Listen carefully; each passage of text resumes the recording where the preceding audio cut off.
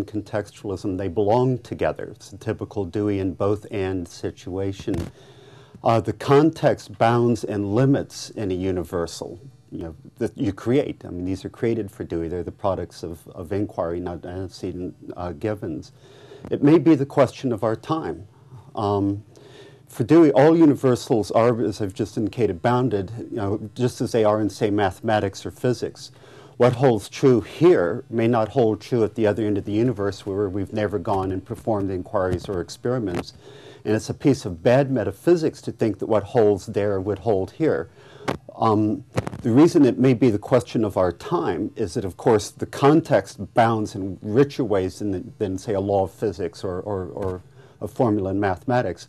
At the moment, for instance, we're trying to generalize in the United States, my nation is trying to generalize and universalize a universal called democracy at the end of a bayonet in a context where neither the culture nor the individual habits of the people provide a context for democracy as we know it.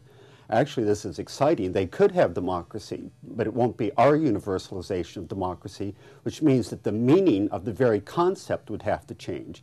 It's sort of as though you expanded the bound on an equation only to find out that the shape and the form changed, or that the law had to be modified. It was a squared law or a cubed law, or it had to be divided by 3. So universals can grow in Dewey, but they can also contract.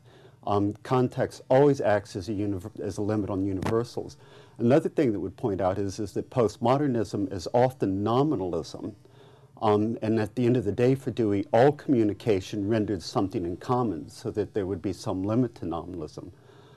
There is some realism to universals in doing that regard. My favorite example is to take a pencil or something and ask the audience what's going to happen if I drop it. Well, certainly in this context, in an all-known context, it's going to fall to the center of mass of the body. But at the other end of the universe, we don't know.